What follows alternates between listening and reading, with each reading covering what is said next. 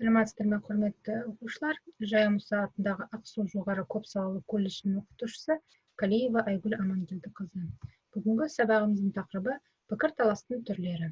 Сабақтың мақсаты пікірталастың түрлері туралы түсінік бере отырып, оқушыларды ой жүйелі, еркін жеткізуге, көпшілік алдында қысылмай сөйлеуге, білуге дағдыландыру. Сабағымыздың эпиграфы: бір алма ұстап отырған екі адам алмаларын алмаса, екеуінде де бәрібір бір алмадан қалады. Ал өзіндік ойы бар екі адам пікір алмасса, екеуінде екі-екіден ой қалыптасады. Бүгінгі біздің эпиграфымыздың сабақтың пікір алмасу, пікірдің түрлеріне арналған.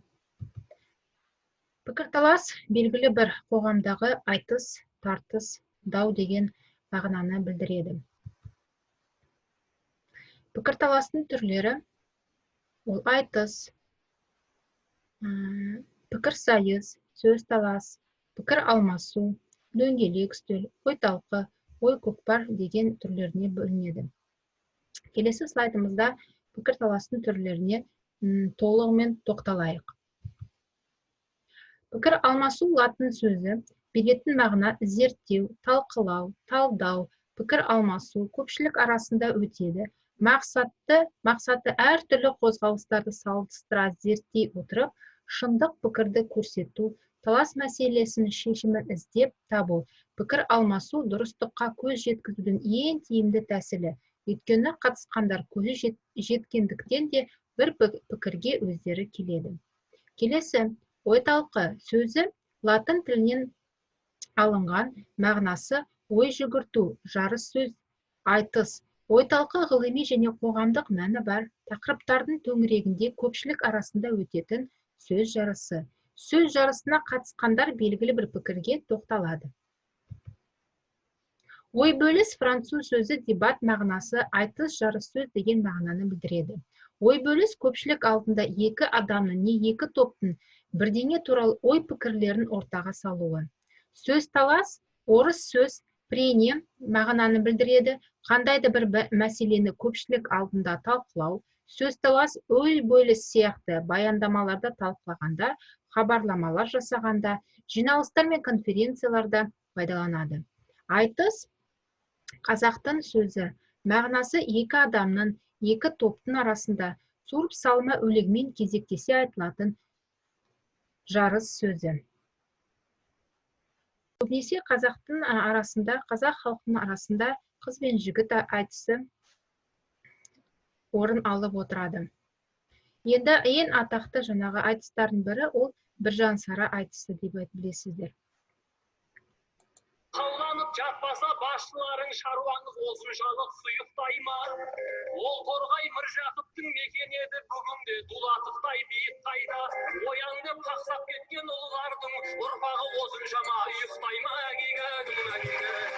Мықтылар жиналыпты растау керек, ортаға ойлы өлеңді тастау керек.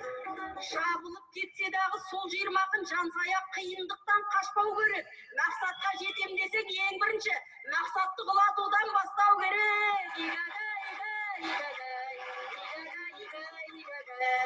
Аз тозып кетем деп уайымдама, шығатын адам құсап зорғағыстан. Сен мендей арықтаймын дегеніңше Қазақстан шығады дағдарыстан.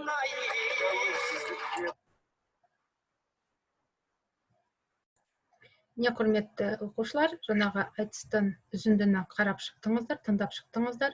Енді келесі неге назар аударатын болсақ, пікірталасқа жаңағы қатысатын адамдар нені білу тиіс? Пікірталас мәдениетін міндетті түрде сақтап отыру керек. Пікірталастың тақырыбын, өзі қатысатын пікірталастың мәнін, пікірталастың түріне тоқталып, сол пікірталас бойынша екі адам өзара пікір таласуға бастайды. Енді келесі тапсырмамыз біздің Вен диаграммасы бойынша жаңағы алдында айтылған лекцияларға қарап, пікір алмасу мен пікір сайыстың ерекшелігіне тоқталасыздар, және осы пікірлердің түрлеріне тоқталып, екеуінің ұқсастығына тоқталасыздар. Бірінші пікір алмасуға тоқталасыздар, оның ерекшелігіне тоқталасыздар.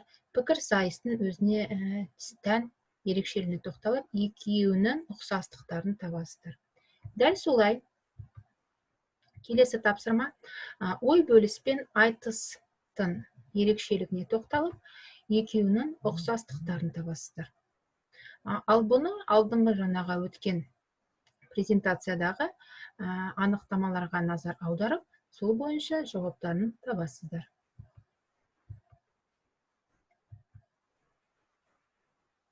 Бұл тапсырманы орындап болғаннан кейін келесі тапсырмаға назар аударыңыздар.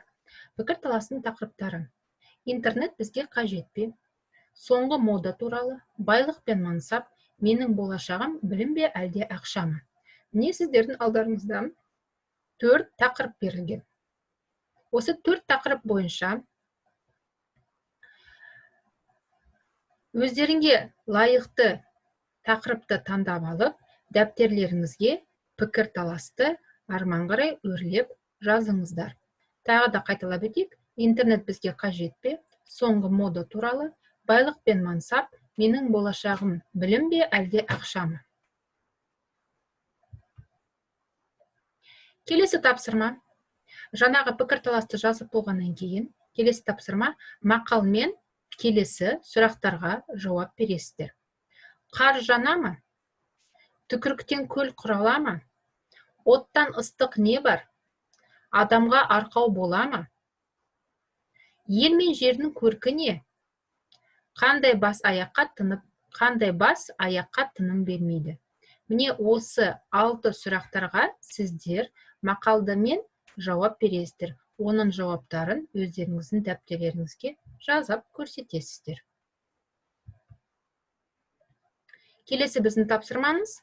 Даланың самғап ұшқан құсы, сар далада сайран салған киігі, тәкаппар биік асқар тауы, тебіреніп толқыған теңізі, бұрала аққан өзені, тау басынан сылдырай аққан бұлағы, даусы шаңқылдаған шағаласы, ару аққуы, жібек желі қоңыр салқын самалы, сөз тіркестерін қатыстырып отырып, кең далам атты тақырыбына мәтін құрастырасыздар.